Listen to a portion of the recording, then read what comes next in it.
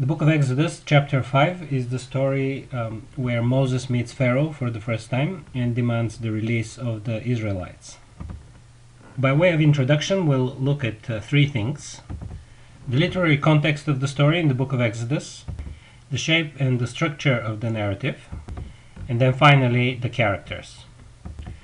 The story of the Exodus begins with Pharaoh's fear of Israel, the slavery of the Israelites, and the order to kill all male Israelite children are means to control the growing number of the children of Israel. Moses is born, and then when he grows up, he tries to help his people, but he doesn't succeed and has to flee from Egypt. And then many years later, God meets Moses, and he calls him to go back to Egypt and be instrumental in the rescue of the people of Israel. And Moses doesn't want to go. The whole story of his call is really a dialogue between him and God, where he gives 5 good reasons why he shouldn't respond to God's call. He thinks he is insignificant, he is not eloquent, and he thinks the children of Israel will not respond to him well, will not believe him. And then finally, when God answers all these reasons, he just says, please send someone else. God in the end prevails, and Moses is on his way to Egypt. And in chapter 5, we have his first audience with Pharaoh, the first encounter between him and the king of Egypt, in which Moses and his brother together demand that Pharaoh lets the people of Israel go to celebrate a festival in the wilderness. The story consists almost entirely of direct speech. In the first passage, Moses and Aaron speak with Pharaoh. Then Pharaoh speaks to 2 groups of people called the taskmasters and the supervisors. Then in the third paragraph, the Israelite supervisors speak first of all to Pharaoh and then to Moses, and then finally Moses speaks to the Lord. So the narrative begins and ends with Moses encountering the 2 most important characters in the story, the 2 kings, the king of Egypt here in the beginning, and the king of Israel and king of the world at the end. Let's have a closer look at this first paragraph where Moses goes and meets Pharaoh. Oops, that's not him. That's not him either. This will have to do, although the film wasn't that great. So Moses goes and meets Pharaoh. He is very confident, and the whole thing then ends in disaster. Moses and Aaron speak first, and their speech is very confident. It begins with the prophetic "Thus says the Lord," and it basically contains one brief command: let my people go. Pharaoh refuses to obey the command, and then Moses and Aaron repeat their plea, although with very different language. Instead of the Lord, the God of Israel, they speak now of the God of the Hebrews. Instead of speaking in the name of the Lord, let my people go, to celebrate a festival to me, they now speak for themselves. God has revealed himself to us, let us go. And the confidence is gone. Instead of a command, they are really phrasing their request as a plea. Let us go to celebrate a festival in the wilderness, or the God of the Hebrews will fall upon us with pestilence or sword. They are appealing to Pharaoh's mercy, and they're trying to enlist his help against the Lord so they don't suffer the Lord's anger. They are almost trying to convince Pharaoh to help them escape the pestilence or the sword, which is going to come from the Lord unless they obey his command. But that strategy is as unsuccessful. Pharaoh's position remains unchanged. He is not going to let Israel go, and he commands the people to go back to work. So Moses and Aaron fail, but the failure of their request is not their only problem. Pharaoh interprets the underlying reason of the request as laziness. And to help them overcome their laziness, he increases their work. and the supervisors are beaten because now they cannot fulfill the tasks that they've been given. To understand what is going on, you need to appreciate the fact that there are two groups of people mentioned in this paragraph, the taskmasters and the supervisors. And initially these two groups of people work together, so Pharaoh commands the taskmasters and the supervisors, then the taskmasters and the supervisors go and speak to the people. But when the amount of bricks is not produced, the taskmasters were urging and saying complete your work, and the supervisors are the one who are getting beaten. And then it is only the supervisors who go and complain to Pharaoh. And to understand this, you need to bear in mind the fact that the taskmasters are Egyptian officials appointed by Pharaoh. The supervisors are leaders of the Israelites who are responsible on the part of the people of Israel for supervising their work. And so when the Israelite supervisors realize that they're in trouble, they go and lay the blame at Moses' door. After their unsuccessful meeting with Pharaoh, they meet Moses and Aaron, and they say, you have made us stink, you have brought us into bad odor with Pharaoh and his officials, you have put a sword in their hand to kill us. So they blame the whole disaster on Moses. And Moses in his turn goes and blames the Lord. Why have you mistreated these people? Why did you ever send me? You have done nothing. You are to blame.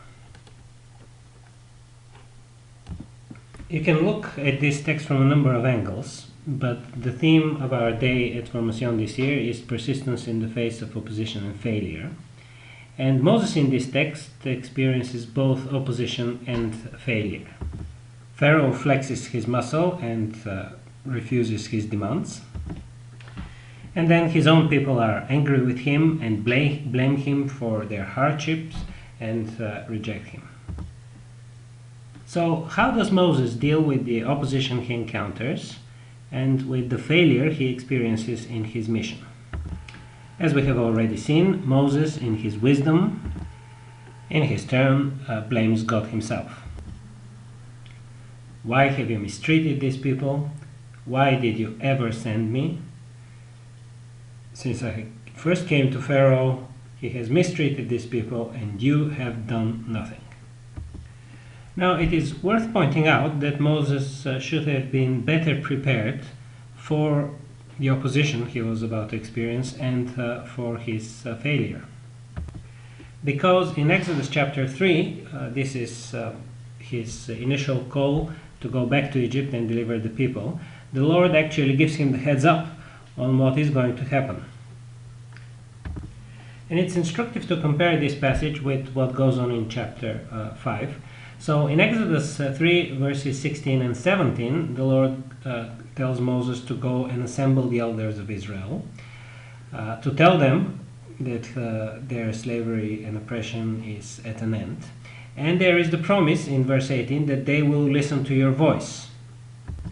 Now that first bit Moses does at the end of chapter 4. They both with he and Aaron assemble the elders of Israel, proclaim to them the message, and the elders bow down and worship the Lord. From then on, however, things begin to go wrong. First of all, the Lord in chapter 3 had commanded Moses to take the elders of Israel and go together with them to meet Pharaoh. In chapter 5, however, as you can see in verse 1, Moses goes to meet Pharaoh on his own, and he has only Aaron by his side. Then this is the message that Moses is to proclaim. The Lord, the God of the Hebrews, has met with us. Let us now go on a 3-day journey into the wilderness so that we may sacrifice to the Lord our God. This is not what Moses initially does. In the first instance, he sounds a lot more categorical. Thus says the Lord, the God of Israel, let my people go. It is only after Pharaoh refuses to listen to his demands that Moses reverts to the original message that he had to deliver. The God of the Hebrews has revealed himself to us. Let us go on a 3 days journey into the wilderness. But there is an interesting addition at the end of this statement. The Lord never, as you can see in chapter 3, threatened to attack Moses or Israel with pestilence or sword if Pharaoh does not let them go. So this bit kind of Moses adds on to his statement, and it reveals a fundamental uncertainty about what the Lord is going to do and whose side the Lord really is on. And then finally, the Lord actually warns Moses that his initial approach is not going to be successful. The king of Egypt will not let you go unless compelled by a mighty hand. So the Lord actually, right from the very start, has informed Moses that this is just the beginning, and a lot more will need to happen before Israel actually is able to depart. So Moses should not have been surprised by Pharaoh's resistance in the first place. And these differences show us that Moses is partly to blame for his failure, because he does not follow precisely the Lord's commands, and he does not seem to be fully convinced that the Lord is on his side and is going to do what he has promised to do. But of course, this is not the main reason why Moses fails. The main reason is somewhere else. The problem is fundamentally that he has to deal with a Pharaoh who is powerful and who, because of his power, is arrogant and stubborn. This is well illustrated in Pharaoh's initial response to Moses, which consists of one rhetorical question and two statements. The question is, "Who is the Lord?" And then the two statements are, "I do not know the Lord, and I will not let Israel go." And these two things are closely connected. So let's look now at the end of the story, the last two verses of chapter 5 and the beginning of chapter 6, and see how this narrative of failure and oppression is resolved. Failure and opposition. Moses, as we already saw, blames the Lord, and his words echo a little bit Pharaoh's statement from the beginning of the chapter. In verse 2, Pharaoh begins with a rhetorical question followed by two statements. "Who is the Lord?" "I do not know the Lord, I will not let Israel go." Moses also begins with a rhetorical question, actually two of them. "Why have you mistreated these people? Why did you ever send me?" Followed by a statement. And then in chapter 6, verses 1 to 8, the Lord responds to these questions and this statement. And so this is the real conclusion of the chapter. You cannot really understand what goes on in chapter 5 unless you carry on reading into chapter 6 as well. The first thing to note is what is missing from this answer. And what is missing is any explicit criticism of Moses, his failure, his inability to believe. Instead, the answer is focused entirely on the person of the Lord. The phrase "I am the Lord" is repeated several times, and who the Lord is explained in a variety of different ways. With reference to history, he is the one who appeared to Abraham, Isaac, and Jacob, and with a reference to the future. He is the one who is now involved in Israel's history and the one who in the near future is going to lead Israel out of Egypt.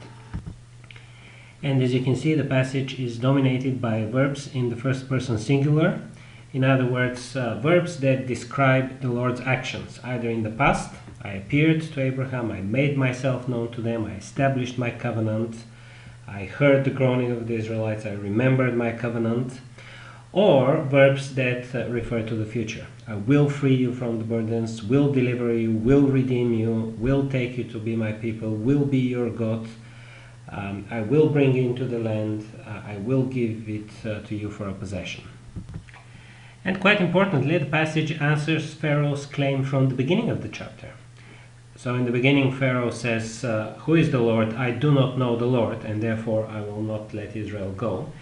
And in the Lord's speech to Moses, there is this extremely important statement, "You shall know that I am the Lord your God who has freed you from the burdens of the Egyptians." In other words, the exodus from Egypt will reveal both to Moses and to Pharaoh who the Lord really is. And so to sum up, the chapter begins with a picture of Pharaoh, who is powerful, who is arrogant, who is in control of the situation, and whose power is really the main reason behind Moses' failure and the suffering of the Israelites. In the end of the chapter, this picture is relativized because the focus has moved away from the power of Pharaoh to the person of the Lord, his presence amongst the people of Israel, and his power to deliver them and to set them free.